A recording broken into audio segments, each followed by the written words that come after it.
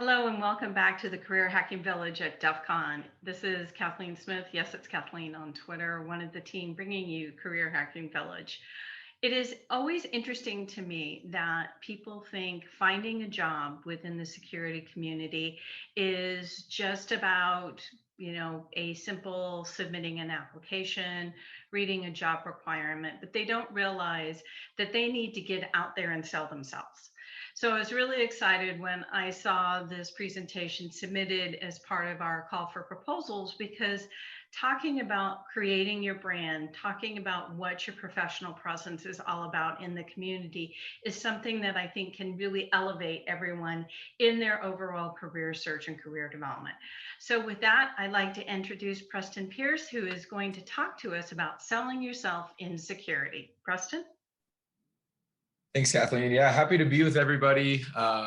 It just like Kathleen said, this is something that probably resonates with a lot of people because it's a hard thing to do. And, frankly, a lot of people in the security space, at least the way that I see it and have experienced it, I think they liken the game of career hunting or just their career progression almost to, say, a game of chess, to where it's sort of solely skill based, let the best player win. And the reality is, especially for anybody who's on the red team and does social engineering, humans are a part of this process. It's not so cut and dry just to say whoever has the best raw skill is going to come out ahead. So what we're going to talk about today is how you can be selling yourself in cybersecurity. I'll do a quick introduction of myself so you can figure out who I am and why I'm here talking to you. I'm going to talk a lot about a framework of the way that you can sort of think about how you should be selling yourself, and that predominantly follows sort of this sales model or process around inbound versus outbound sales, and how you can sort of think about and characterize your efforts in those two ways, whether you're going to be sort of doing that outbound or inbound sales motion. I want to talk about the recruiting process, how in a lot of ways it's sort of broken and leads to a lot of struggles and challenges for people, and how you can get around that in a lot of cases to set yourself up for best success. And then talk about sort of what I'll call the pipe or the pipeline dream towards the end of the talk. So just to share a little bit about who I am, why I'm talking to you, and why you may or may not decide to listen to me today. My name is Preston Pierce. I've been in the cybersecurity space for about a decade, and I started off on the recruiting side at a more boutique cybersecurity consultancy, Caliber Security Partners. Shout out to Caliber Security Partners. And from there, I spent almost 4 years running my own cybersecurity recruiting agency. I was one of the co-founders and ran that business for about, again, a little under 4 years, where we solely focused on third-party recruiting in the cybersecurity space.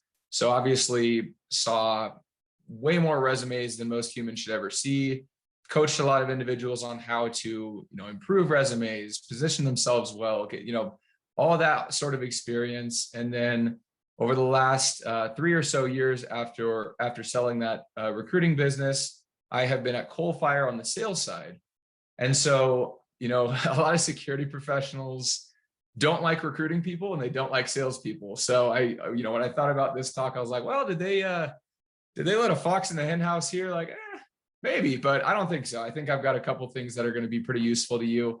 And truly that perspective, both from having seen it on the recruiting side and understanding what career progression looks like, what opportunities are out there, how these things work in the recruiting process. And then of course, understanding truly as a seller and now somebody who leads a piece of our sales organization, a sales team, how you should be thinking about that.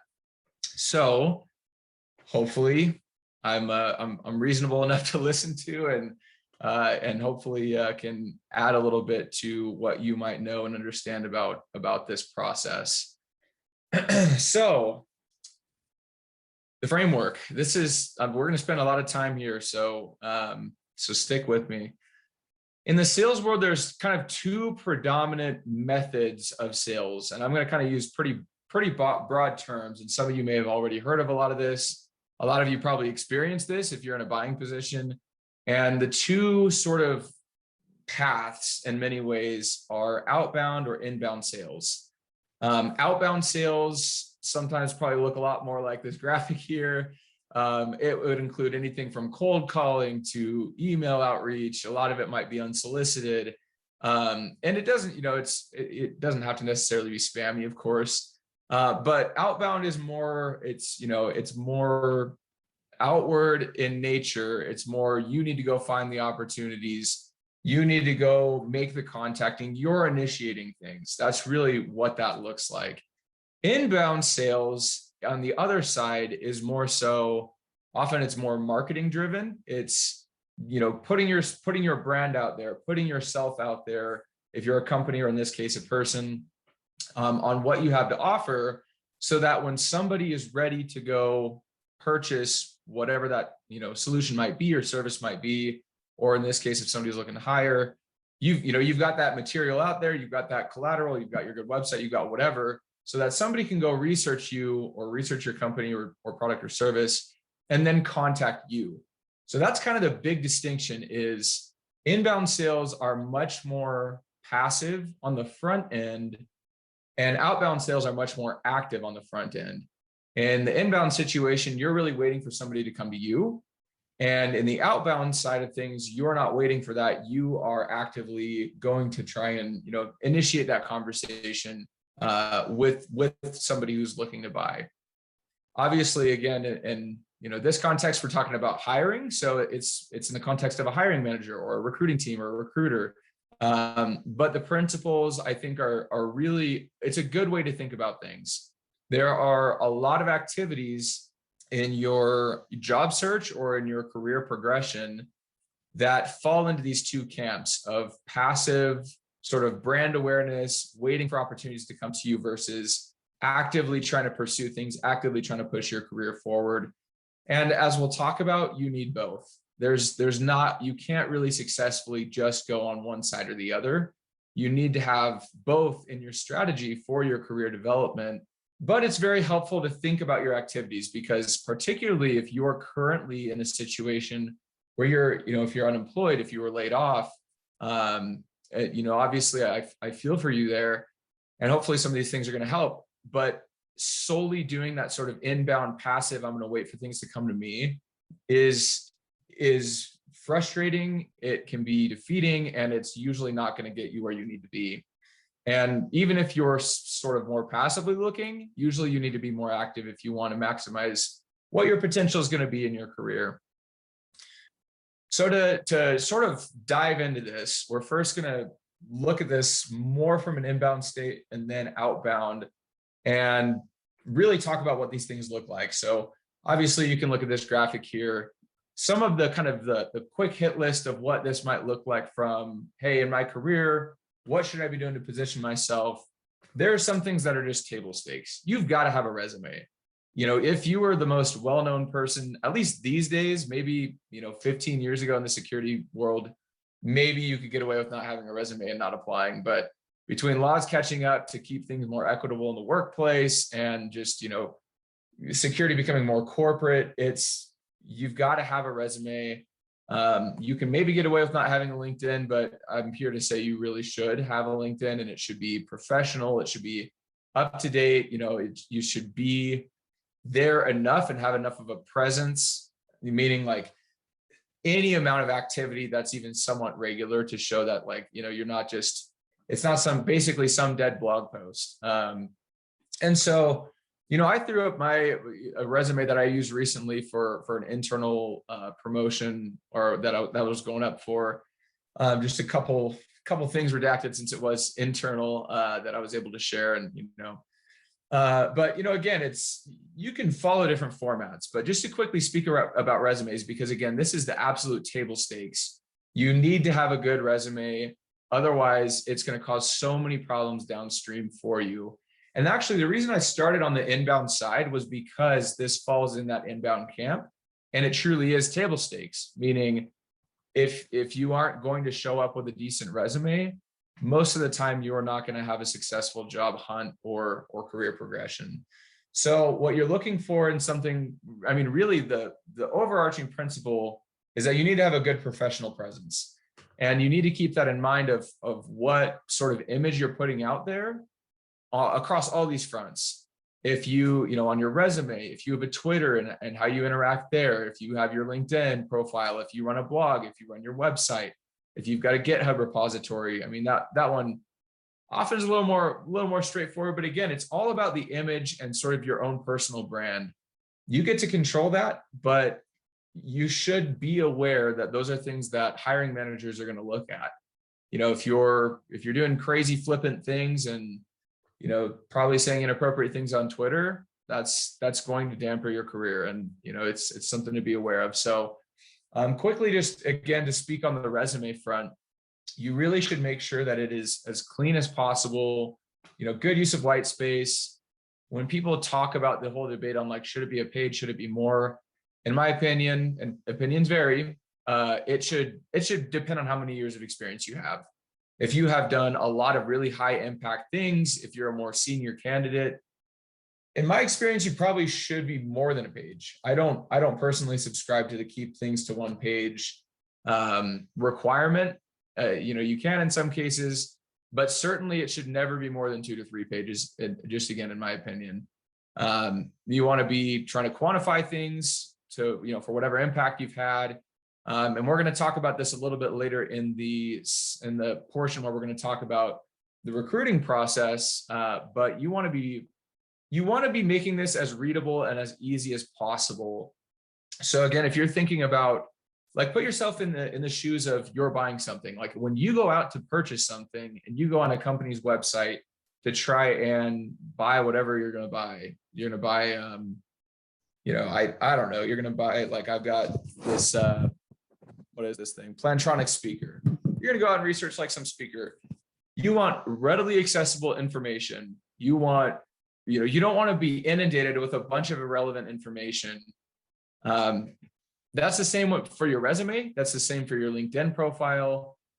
Everything in sales is about relevance. And there's more to it too, but it better be relevant and you better, you know, cut to the chase. So again, I'm not going to spend a crazy amount of time on resumes. There could probably be a whole session on that and more. But it's one piece of this sort of inbound sales motion. You can put your resume up on different job boards, and that can be something that recruiters use to search. Those are places like Indeed.com or Dice or Monster. I can't say in my personal experience that I've seen that is really the most effective use of your time and the best way to get noticed, but it is something you can do. And certainly if you're actively in need of a job, it's something I would probably recommend. There are, you know, it's sort of a good, better, best thing. There are definitely good and bad places to put your resume up, but it's something you can consider. But again, it needs to be good information, concise, to the point. And we'll revisit a point or two on that later on when we talk about the recruiting process and how to sort of optimize things to make sure you get noticed. Going to LinkedIn, I know that not everybody in the security world has a LinkedIn profile, but more and more it is a place where most of the security industry lives, and at least, you know, spend part of their time. It is where the vast majority of recruiting happens, and many recruiters don't really go anywhere but LinkedIn. So again, on sort of the inbound side of, you know, hey, if I want to sort of passively have job opportunities potentially come my way, then, you know, having things up to date, providing the relevant information, making sure, you know, like having a picture on there, having some sort of activity to show that you're, you know, going to be responding if somebody contacts you. If you're on LinkedIn, you can see if anybody has posted activity in the last 90 days. And that's not just you actually posting anything. That's if you like something, it's if you comment something. So if you're logging in once or twice a year, odds are most people are going to look at your LinkedIn profile. And even if they're like, oh, hey, like this person looks pretty good, they may question if they should contact you if you're not on there and show some sort of presence. So certainly something to be aware of. Not only should you have a good, clean LinkedIn profile, you should have, you know, your relevant job information, but you also should try and be somewhat active. One more point to make on LinkedIn. It is a really, really good place for open source intelligence. And just a quick plug for actual security here. Be thinking hard and twice about the information you share on what you do, the technologies that you have there. Certainly anything that's sensitive, like it's incredible how much is out there. So be thinking about that. You can say things that are more generic on like, cloud security architecture versus like AWS and certain services that you use and, whatever, just as a quick example. So do be thinking about that. But it is good to have the information out on what you actually do, because as many of you know, security engineer is a title or security architect is a title, can mean so many different things of what you functionally do and what you've accomplished. So, again, details are good. Some details you should probably omit. And then the last point too, just make sure that you're, again, on the professionalism point on resumes, on your LinkedIn profile, just do your best to do the spell check thing, do your best to make sure that everything is the way that it should be. HIPAA has 2 A's and not 2 P's, those sort of things. Like, make sure that you've been like, don't say you're a HIPAA expert with HIPPA. It makes you look kind of ridiculous. So things like that, be aware, be diligent, be thorough, have somebody else spot check it if you need. But the reality is, this is DEF CON. Like, a lot of the folks here are going to be hackers. In the security world, obviously you've got like, hey, you got the GRC and the policy folks. You've got, you've got even just like kind of consultants, or you've got like pen testers and other, security engineers and all sorts of different job functions. And, I know that in the hacking community, there are often, the sort of culture around it is often a little less professional, and frankly, like, that's okay. But it can only go to a certain point. Like, if you're so utterly terrible at writing, if your communication, the soft skills are so bad, and that comes through in the ways that you kind of put yourself out there, it does make it harder for yourself. You've got to be doing report writing, you've got to be interacting with clients or internal stakeholders in many cases. So again, just be aware of your professional brand, be thinking about that. Just even things like, being respectful of, companies, or, somebody gets breached, and like, how are you talking about that? Are you talking about like, just kind of trashing the company, or are you kind of more offering support on how you can do better next time?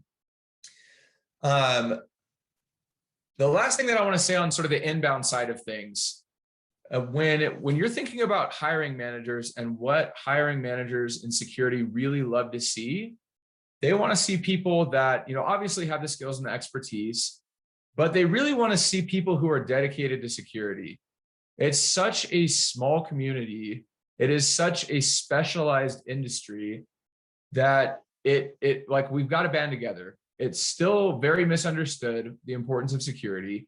There's still so much ground to cover. In many ways, it feels like we're still like, we're losing the battle in many fronts. Like, news has just been crazy lately. Every time I feel like security is like at the peak awareness we've ever had, like all these attacks will happen, all this ransomware, all, just records being broken all the time of ransomware payouts being made and ransoms paid and all. And it's like, it just, it keeps increasing. But even still, we've got so long to go.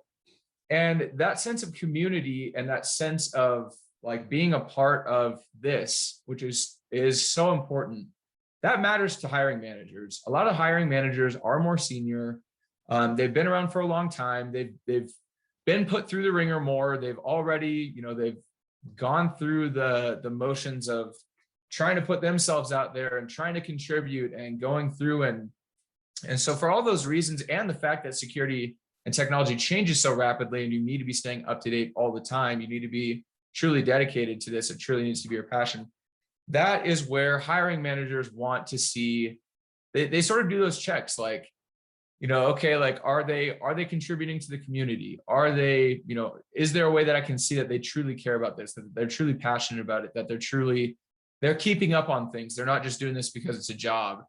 And again, that's where things like, posting what you're working on, whether you're doing like some research, or if you're investigating some vulnerabilities, or if you're, just posting and sharing things on Twitter to the security community, or you've got a blog, or again, it could be on LinkedIn. Any of those areas are really, really important. If you're in a position to where you can be doing like a DEF CON talk, that's helpful. Like, I'm excited to give back, but there's no question that things like this help my brand, help the brand of anybody who's in a position to get in front of an audience in in an industry conference. It's all those different things. It's about your brand. It's about how much you can put yourself out there. Again, all those activities, inbound sales. And so when you're thinking about how you're structuring your time, your thoughts, your career progression, or again, if you're actively in a job hunt, all those things really matter. But again, pretty much all of that is passive. It is not an active, I'm going to go out and try and start a conversation with somebody. And especially if you're actively in the job hunt, you might be waiting for a while because you're dependent on so many different things. And that brings us to the outbound side of sales, which again is, hey, I am the one who is going out there and initiating the conversation. I am the one who is going to try and spark up a conversation, try and spark up some interest when maybe somebody was looking for something, they were in a position to buy or hire, but they weren't necessarily looking for me. And that's where like the outbound side, is pretty critical. Because again, it might take a long time to get noticed. You might be at the behest of a recruiter who doesn't really understand what you do. And, you have all this understanding, they may not. Anyway, outbound sales is very important. And in the outbound, or in the sales world, outbound sellers typically have a lot more success and make a lot more money than inbound sellers because it is a lot harder. And I think most security professionals do not want to do this side of the sales process, but it's really important too. Again, it's critical to have both sides, and it'll probably become more apparent. So what I did here in the middle, like if you're actively in a job hunt, just to speak to this is just kind of a copy and paste of a little spreadsheet.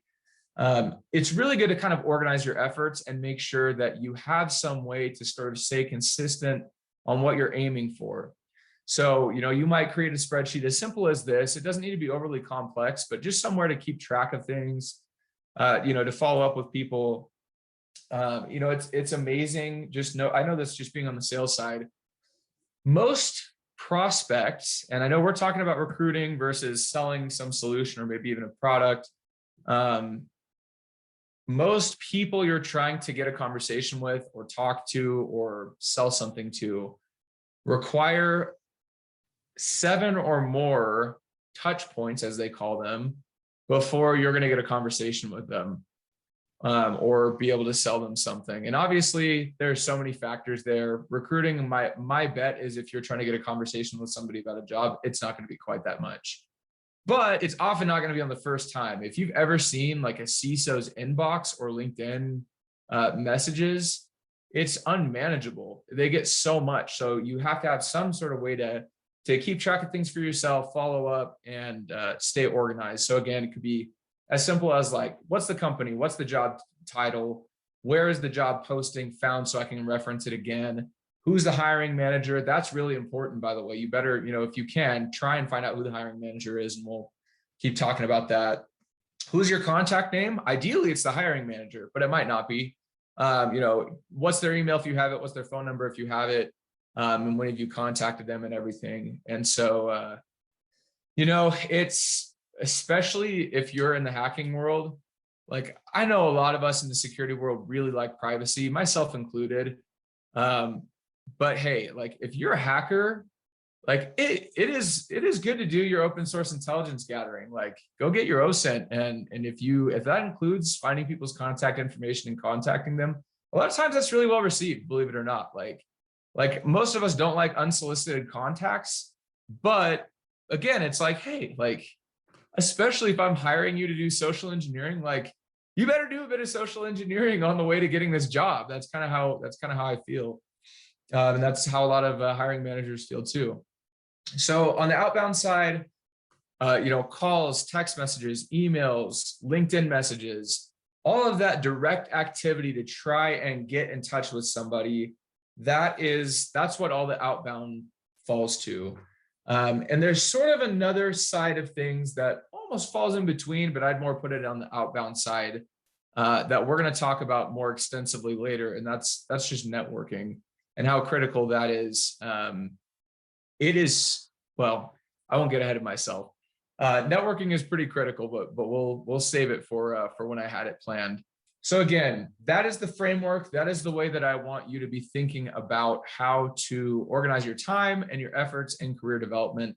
And if you're not actively looking for a job, it's still how you should be thinking about things. You might be able to shift your efforts more to the inbound side of career development or sales, if you will. But again, if you're, when you get into a job and you like the company and you're there for 4 years or 5 years or whatever it's going to be, maybe even a few years, and you kind of let everything go stale, you get busy with your job, you're not keeping up on, LinkedIn or that old blog that you're running or your Twitter feed or whatever, and your sort of presence dies, that makes it really hard for you to get noticed and for you to stay relevant and for you to continue to progress. So whether it's an active job hunt now for you, whether you're, kind of more in a passive stage, and if somebody brings you a better job, that'd be awesome. Do be thinking about that, because you sort of need to keep consistent efforts on both sides. In the sales process, just kind of a quick aside here. In the sales world, just a quick sales 101. When you're contacting people, more than anything else, you need to be relevant, you need to be personal and personalized, and you need to be to the point. So be relevant, be personalized, be concise or to the point with what you're there to talk about. It shouldn't hopefully take a terribly great amount of effort. Like, you don't need to go and get a bunch of sales skills to learn this, in my opinion. Like this is pretty basic, but most people still miss it, including sellers. It's just, it's crazy to me how much we overlook it.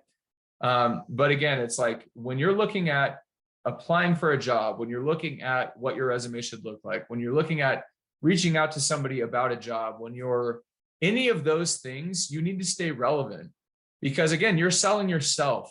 And if you're talking to a hiring manager, you shouldn't be trying to think like, oh, I hope they're a nice person and want to consider me for a job. You need to come at it from the perspective of, if I am being considered for this job, what do I have to offer here? Why should I be considered more than other people? Why should I be the one who's getting this conversation? And on the other side, putting yourself in the buyer's shoes, hopefully you're saying something that is on point and compelling to where it's like, oh yeah, like they actually sound like they'd be pretty good. So that's the way that you should be thinking about it. It's simple in nature, it's simple in a message, but it is so missed consistently by most everybody who's sending any sort of messaging out there. It's either not relevant to whatever you're there to talk about. You're talking about, too much stuff that's not like, okay, like, why do I care as the buyer? Why do I care? Or it just feels spammy. It's like, okay, maybe it's relevant, but it looks like you just sent 1,000 messages and I don't really want to respond to this. Nobody wants to feel like they're one of 700 emails that just got blasted out. So, again, be personalized, be relevant. If you can find common ground with people, that's always helpful too. Again, remember, there are people on the other side of this. Just like you're a person, people want to be communicated with in a certain way. Nobody likes spam. Nobody likes things that are irrelevant and waste their time. You're not going to get a job by wasting somebody's time. I can say that very confidently. And on this same point, on the resume front, you should be tailoring your resume for jobs that you're applying to. So whether it's the messaging, whether it's your resume that you're applying directly for a job that you're interested in, it always needs to be relevant. And if it's kind of messaging towards somebody, it should be personalized too. So just a quick aside there to kind of back up the context of inbound versus outbound sort of sales in your career. Do make sure that it is personalized, relevant, and to the point or concise. All right, let's talk about the recruiting process to sort of help you wrap your mind around this a little bit more. And you know, then we'll talk in a second about how you can get past this. Quick video I want to share. Hey corporate, I need a huge favor. I accidentally double booked myself. Can you please handle this interview for me? I've never in my life. Just say all the annoying things LinkedIn recruiters say. You will be fine. I promise. Okay. Venture-backed, proven exec team, disrupting the space. But I know what you're thinking. What's in it for you? 3 words, my man. Equity. Oops. But how much, right? Well, get this. 100 shares. Is that a lot? And we got perks. Paid sick days, LaCroix fizzy water, major vertical opportunities. I am talking work-life balance 100, my friend. Wow. I've never heard anyone describe a company like this. I'm in. Good to hear, my man. Thank you very much. You're gonna love it here. Pays 38K. Wait, what? All right. I like that video. Corporate bro's funny. So that's, you know, it's mostly just some humor to pepper in here, but you know, it's funny because it's kind of relevant, right? Like there is a lot of recruiting activity that is, again, to the last slide, it is irrelevant and it's not to the point, right? Nobody likes their time wasted. And you can help yourself out a lot in this recruiting process. So let's just talk a little bit here about why the recruiting process might be a little bit broken. This, I literally saw this yesterday. Like I've not been holding on to this. This is, you know, I'm trying to be nice to the company here and just, you know, I left that out. But here's just a little snapshot. And this actually, it was worse than what I could capture in this snapshot. But, you know, it's like, you read through this job description, you're like, what the heck are they even asking for, right? Okay, so junior security architect, and later it's like senior wireless security engineer. And then like you look at the comp, you're like, what is this thing? And above, it had a different job title altogether too. So like, in, you know, 3 different job titles, 1 job posting, the comp range is like, maybe they were going for the junior, like it's a pretty low comp range, but anyway, it's all over the place. And so I just want to talk for a couple minutes about how this all gets put together and do just like a quick little show of how this all works, just again, so you can try and position yourself for success. So in a job scenario, right? Hiring manager is often going to interact with an HR team. HR team is largely going to be responsible for at least crafting the job description. And, you know, maybe, you know, that's where you get a varying degree of how much involvement the hiring manager will have. Sometimes they often will just leave it up to the HR team to put it together and it ends up not being very great. Sometimes they get more involved and it's pretty good. But in any case, most of the time, what's going to happen is if there's some internal HR team, they're going to be responsible more often than not for a host of jobs that they have to recruit for. Sometimes the same folks that are trying to hire their corporate marketing and salespeople and legal and finance people are also trying to hire their security architects or their security engineers or whatever on the security side or even on the IT side. And they don't understand it. They're not set up for very well for success. Like people like to bash recruiters, but they're put in a tough position. Internal recruiters are. And so what will often then happen, and I'm just going to show you this because I think it's very, very useful to understand. This is a LinkedIn recruiter view. Like if I'm just going to go do a search on like LinkedIn recruiter, this is what it's going to look like. You know, you can put together, like people have their job postings and whatever, but then there are different fields here that a recruiter is going to look at. And I bring this up just to show you how it often will go. And the bottom line is basically it's a keyword search. If somebody doesn't understand cybersecurity, the best thing that they can do, or kind of the best case scenario, is that they just plug in what's in the job description. So first line where it breaks down is often the job descriptions are not put together very well. Hiring managers in security are extremely busy people. They're usually already overworked. And so they lean on the HR team to try and take some of that load off of them. Job description's only so great. Security leader might be like, whatever, it's approved. Like, yeah, just go ahead, do it, try and get me some people. And they're like, okay, well, if this is what I'm working on, boom. They pull up the job description, they've got that in front of them. And then they go to something like LinkedIn Recruiter and they're going to start plugging things in and figuring out, hey, can I find somebody? And so, they might put in a location here.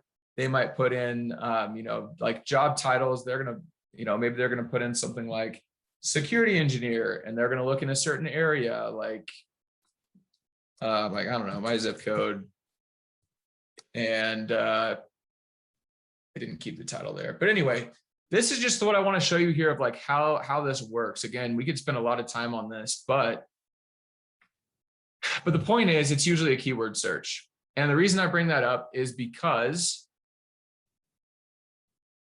you need to tailor your resume and have things very, very specific for what those keywords probably are.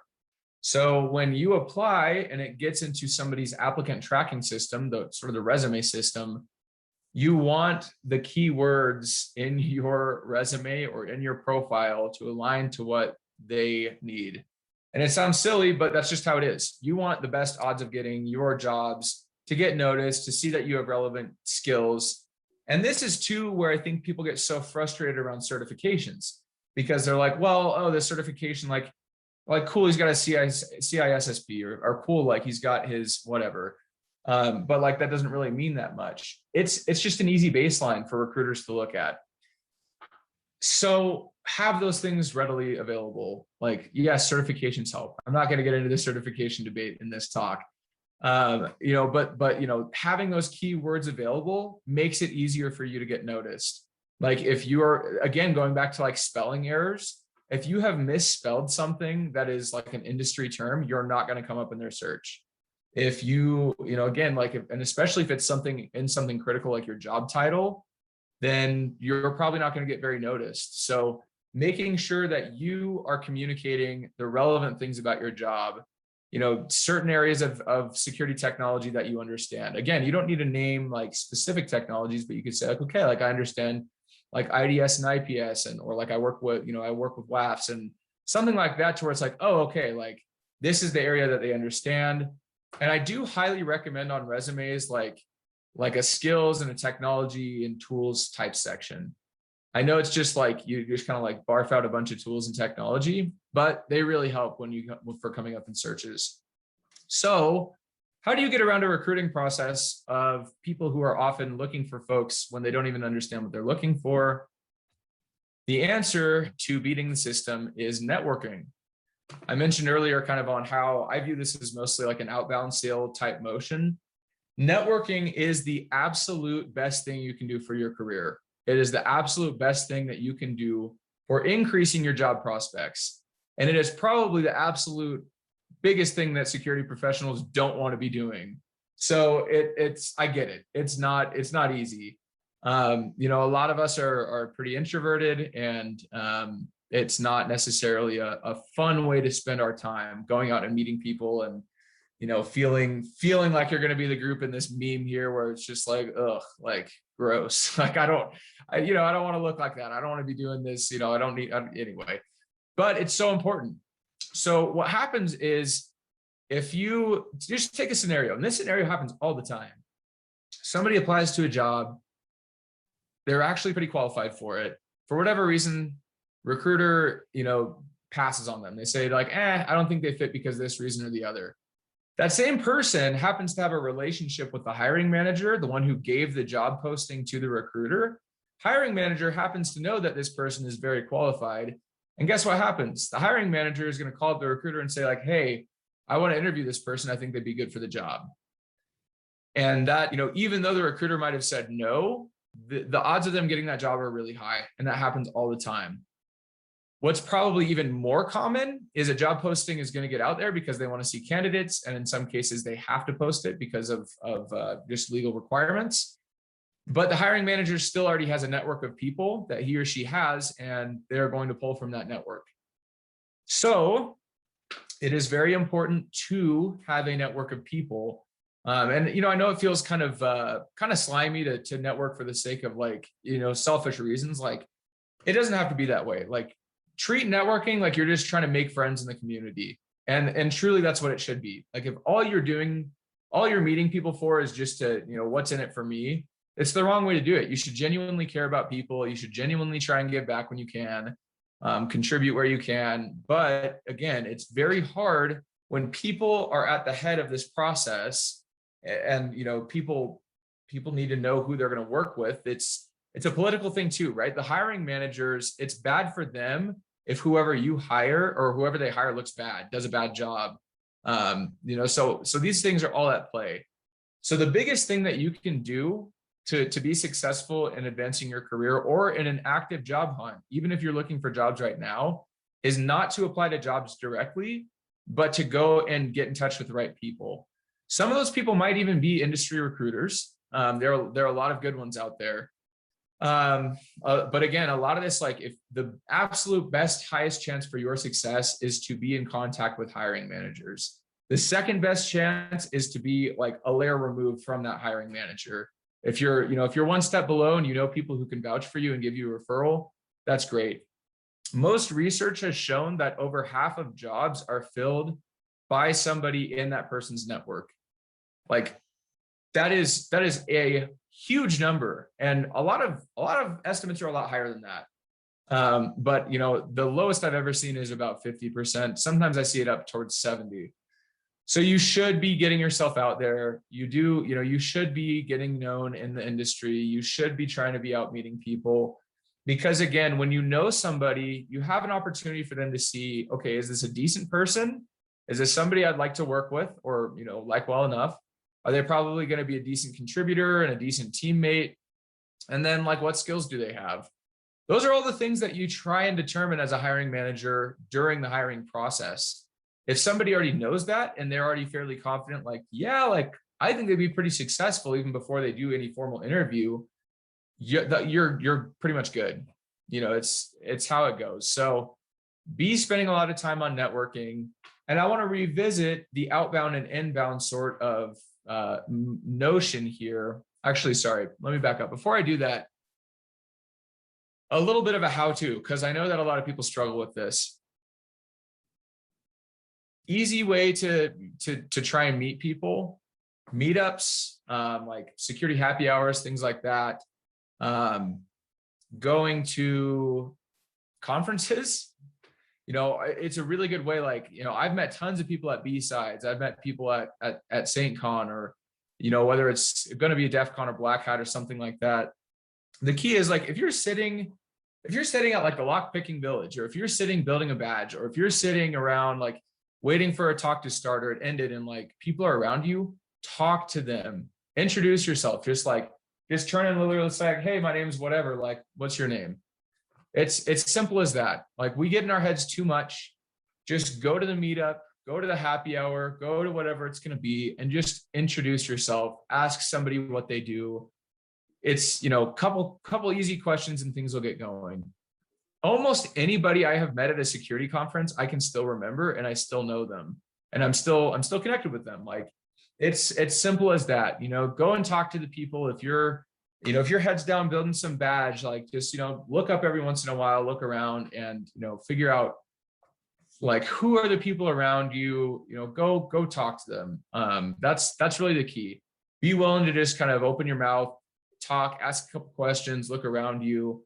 You'll be surprised how small of a world it is. And when you're networking and you're just getting out and meeting people, it goes a long way. And if you do it over time, it's a snowballing effect. And, it doesn't take too long for you to realize, like, oh, I actually know a lot of people. The other thing that you can do, it doesn't have to be as much as like, oh, I'm actually going to go do a CTF, or I'm going to go to my local like DEF CON meetup or something like that. You can also just do a lot of networking online. Like, it's okay to connect with people who you don't know. Like, I know LinkedIn started out not really being that way. It is pretty much that way for everybody these days. You can connect with people. You can say, like, hey, I appreciate what you do in the industry, or like, whatever you're going to say, just a little simple message, connect with them, and then just start interacting with them online. I also have a ton of people I know online, and I feel like I'm pretty close with, that I have never met in person and never spoken to on the phone. So again, there are a lot of ways to do it, but it is critical that you do it and that people feel like they start to know you. People don't want to vouch for somebody who might make them look bad. People don't want to hire somebody who might make them look bad. So networking is absolutely critical. And again, one of the most important things that you can do with your time whether you are actively looking for a job now or more passively just trying to keep yourself progressing in your career. And I want to revisit the two slides that we had earlier on inbound versus outbound.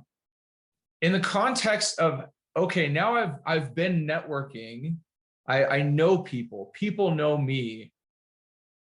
Think again about these, like the inbound sale and the outbound sale for yourself. It's all connected.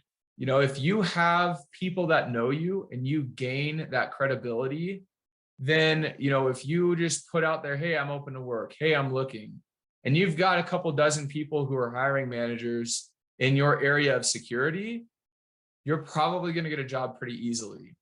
If nobody knows you and you just, you know, first LinkedIn post ever is like, hey, everybody, I'm looking for a job, it's not going to be met with much response because, again, nobody knows you. Nobody wants to vouch for somebody that to them isn't yet credible. So it makes the inbound sale easier and better if you know people. It just adds fuel to that fire. And again, on the outbound sale, if you have a network of people, then you're not spamming them. You're calling a friend, you're emailing a friend, you're texting a friend, you're sending a message to a friend. And it's going to make it a lot easier to compile this list of like, okay, yeah, like, you know, it might be time for a job change, or, hey, I need a job now. What can I do here? Well, you contact the people you know. You contact the people who know you, who can vouch for you, who know that you're a good person, who know that you have a good heart, who know that you're going to be a good team player, who know that you're not going to, you know, make them look bad, that you can be like, the best is when people know you, they know your skills well enough, and they want to work with you. There are so many people I know that if the opportunity arises, I'm calling them up immediately because I want them on my team, because I want to work together, because I think they're gonna be successful, and I just generally like working with them and being around them. That is what you want. Networking makes the inbound sale and the outbound sale so much more effective. So if you take nothing else away from this talk, figure out how to go out and network and make it a regular part of how you spend your time. And we're coming out of the COVID era. I'm not even doing this in person. So it's like, I get it. Like, we have to adapt. But again, you can do that online. You can figure out ways to contact people. You can figure out ways to connect with people. You know, if you've got shared mutual connections and you're running the same circles, it's not that hard to say like, hey, we know a ton of the same people. I don't know why we haven't crossed paths before. Like, let's connect, let's talk. And especially now more than ever, people are craving that interaction. You know, people need it. We all need it. So just to end here, the pipe or the pipeline dream, what you should be working towards is having a sort of robust pipeline, if you will, on both sides of kind of the inbound and the outbound, right? You should be doing activities on both sides, but you should be thinking about that. As if you've like been focusing your efforts only on one side or the other, or you're too heavily weighted, balance it out and realize you have to be approaching it both ways. You have to be figuring out, what is my brand? How am I marketing myself? How am I putting myself out there? You know, how am I networking? Do people seem to know me? Do I feel like I'm connected with people? And then kind of on the outbound side, especially if you're more actively looking for a job, am I contacting people? Like, if you're not trying to actively talk to people and trying to actively get that job when you're actually needing a job, you're probably not going to get it. And it breaks my heart when people are unemployed for 6, 8, 10, 12 months. And, you know, hopefully some of these things can help you avoid any of those situations. Ideally, it helps you all to really just have a thriving career. If you can have that presence, if you can be known, if you can, again, focus on how you sell yourself, and in many cases, how you don't sell yourself short, you're going to be really successful. So I hope this has been helpful. I'm going to be around on the Q&A to answer any questions you all have. But, you know, thank you for attending my talk. Hopefully it's been a little bit insightful, and hopefully, you know, maybe you can shed a little bit more empathy towards salespeople the next time they spam you. Or maybe a little bit more empathy to recruiters and hiring managers. I know that's right. That's a big bashing that's been going on. So Preston, I really appreciate all of the humor that you interjected throughout your presentation. I hope that people keep an eye out on all of the different things that you put in there. I caught a few there at the end. So good on you for injecting humor in there. And you're right, in the 20 years that I've been in recruitment marketing, networking is the #1 one way to find a job. And a lot of people think that, oh, networking is just for business boobs and not for people in general. So yeah, just expanding your network beyond the people that are really close to you, because you have to constantly be growing and farming your network, because you're only going to get those, leads on jobs from the same people. You have to constantly get new ones. And a lot of people don't think they need to keep working on networking and updating their LinkedIn and staying active and such. Yeah, I can't tell you how many times recruiters have said, they look like a really great candidate, but their LinkedIn profile hasn't been updated in 6-7 years. So these are all little things that maybe take an hour to a month. So do think about them. So thanks again for submitting the talk. I really appreciate it. And Preston's available in the Discord Q&A to sort of follow up on questions. And remember that we also have career coaches and recruiters who are doing resume review at the same time as Oliver talks today. Thank you for joining us here at the Career Hacking Village.